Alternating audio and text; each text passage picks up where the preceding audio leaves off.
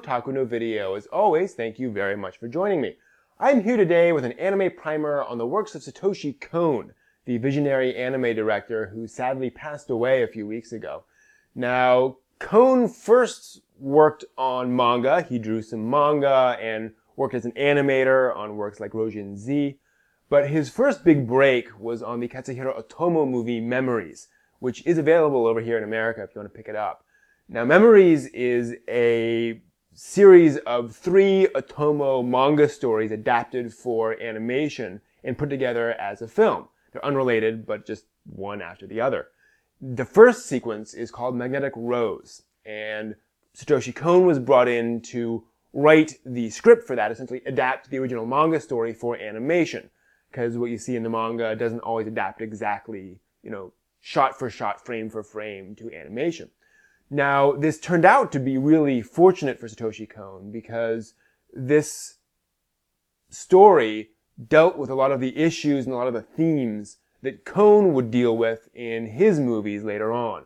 Questions of what is reality and what is fantasy, questions of identity, and questions of memory and what that means and how we connect to things through memory.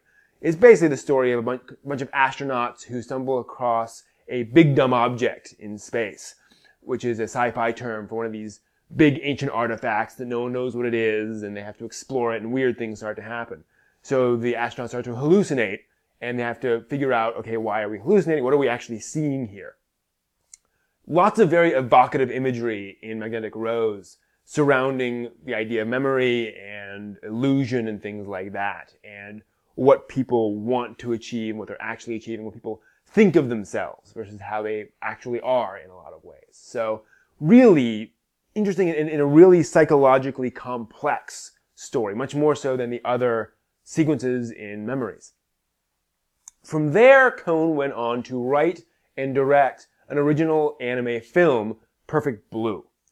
Now, Perfect Blue blew the socks off a lot of people. It is a serious adult film. It's essentially like an R-rated psychological thriller. There's nudity, there's violence, but it's all like the kind of thing you would see in a Hollywood psychological thriller type movie. There's no anime cliches, no anime stereotypes, things like that. It feels like a live action Hollywood movie that just happens to have been animated. And it deals with these questions of identity and memory and reality. The main character, Mima, is a pop idol who decides she's going to accept a role in a drama and pursue an acting career, so sort of turning her back on her pop idol career. And this upsets a lot of her fans, and particularly one fan who becomes very, very upset and begins essentially stalking her. And this is not a spoiler, Mima starts to really crack, frankly. She becomes very confused, and this is just very stressful on her. And of course, she's pursuing a new career, and being a pop idol and being an actress is a lot of long hours. So she's stressed to begin with.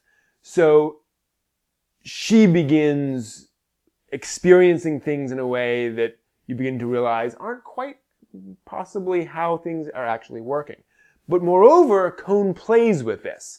So, for example, there's a sequence where you see Mima buying fruit at like an outdoor fruit stand, a market, and she's wearing this nice outfit, and she sees someone, and she starts talking to somebody, and you're like, I don't know who that other person is. Why is she talking to them so familiarly?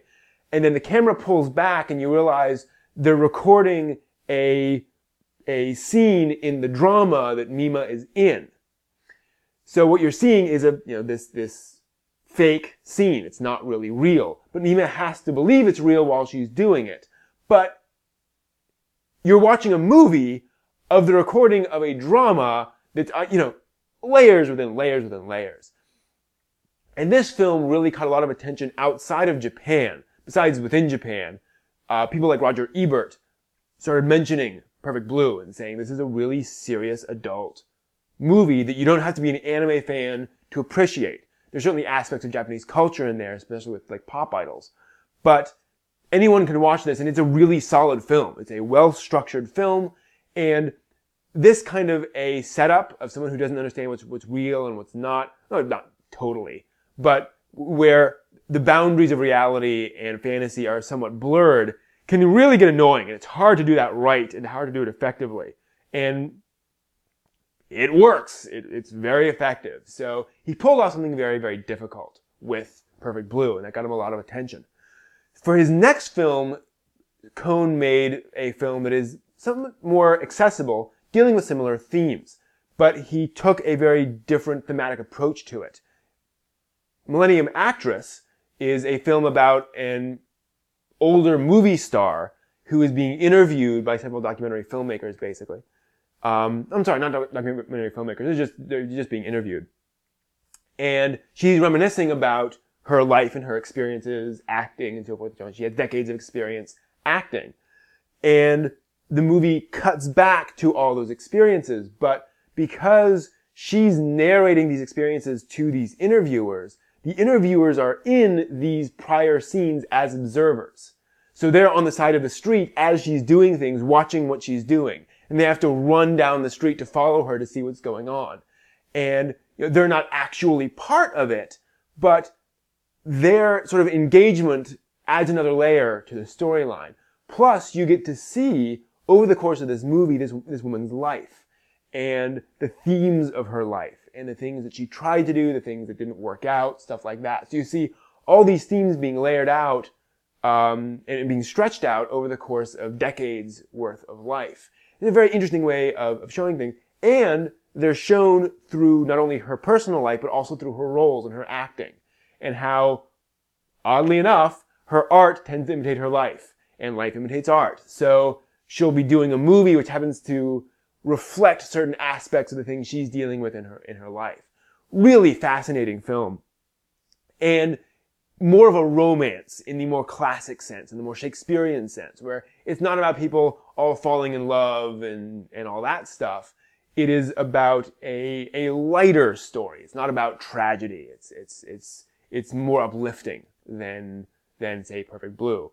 Anyway, from that point, Kon went on to make a even more accessible film, actually, Tokyo Godfathers. And this film, quite interestingly, is, well, it's about 3 street people, street bums, homeless people, who stumble upon, or basically given, an infant around Christmas. And they gotta figure out what to do with this infant. And that sets off a whole chain of events. It's basically a Christmas story. It's a family Christmas story. Not what folks were expecting from Satoshi Kon. And there's none of the questioning of reality and identity. I mean, there are some sequences where characters get a little, well, let's just say things get a little weird here and there, but nothing that can't be explained in real life. You know, it's just in the heat of the moment, things get a little strange. But it's this, again, a film that feels like a live action, heartwarming Christmas movie. They just happened to animate it instead of making it live action. And this, again, caught a lot of interest. Here, Satoshi Kon isn't just making films about weird debates about memory and reality.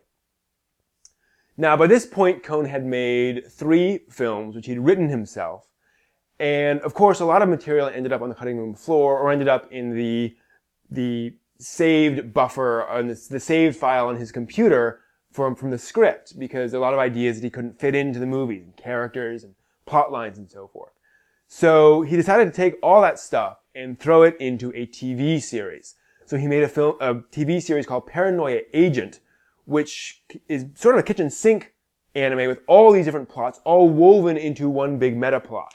So the first half or 2/3 of the series contains mostly disconnected stories about individual characters and the things they're going through as part of a larger overall narrative, which then starts to fuse together and make a full-scale storyline and woven together by the last third or so of the series. And this very much deals with those themes of identity and reality and fantasy, because some characters have some really strange things happen to them, and then things get stranger and stranger as people react to those things. Indeed, the title, Paranoia Agent, is about the idea of essentially memes. the idea that society will invent these kind of boogeymen, and then these boogeymen will take on identities, history, all these various attributes that people have, and they're all just invented sort of by mass hysteria, if you will. Not even hysteria, just sort of mass accretion of all of these different bits from different people for something that may not even exist in real life. But then once it is there, once the legend exists, the legend exists. People believe it, and people change their behavior because of it. So all those things start getting worked out, and then the question of, okay, how unreal is that? Can that then embody actual things? So all sorts of interesting questions, and again, dealing with identity and the question of what's reality, what's not reality, and how memories affect us, and what we do with our memories, and how important they are to us. Then, after Paranoia Agent came out and showed folks that yes, he could make a TV series, Kon made a film called Paprika. Now, Paprika is based on a novel. This is his first adaptation, his first non-original story since Magnetic Rose. But Paprika was a story that Kon has said was very inspirational to him about the way he tells stories. Paprika is this sort of detective mystery novel about a woman who can dive into dreams and can consciously and lucidly experience these dreams and explore them, and thus learn things about the people she's diving into the dreams of. Now,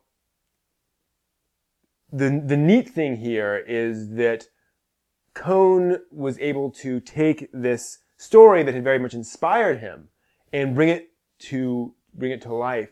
And he was well established enough now that he got an all-star cast of folks dubbing it. I mean, Megumi Hayashibara is the main character. I forget the name of the guy who voices Bato in Ghost in the Shell. Another character, the voice of Amuro Ray is in, huge names dubbed this anime film. And also, he was big enough that he got the budget he needed for it. So Paprika is lavishly visual. Now, Kon does a very good job with his budgets in other works. He's never a slouch in the visual department by any stretch.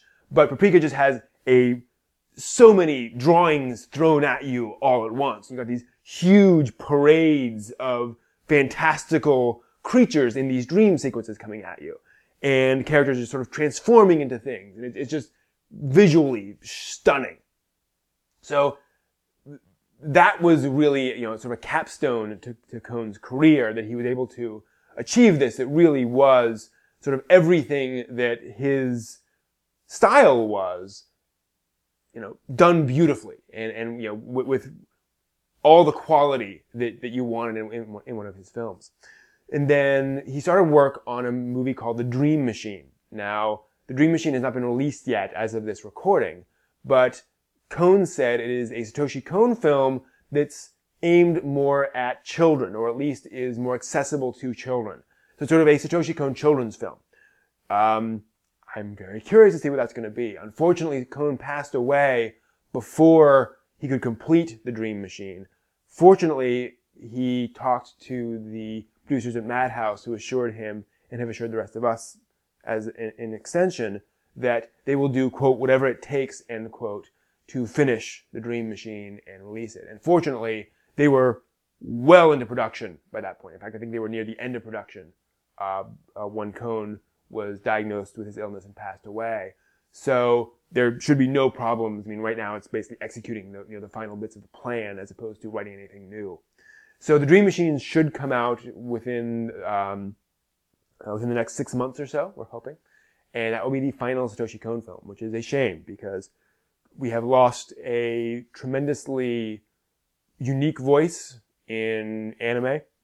Someone who makes serious adult drama in the best sense that no one else really does. And I hope one of us, and maybe several of us, someday step up to the plate and continue on and make more stuff like that, because this is the great, great stuff.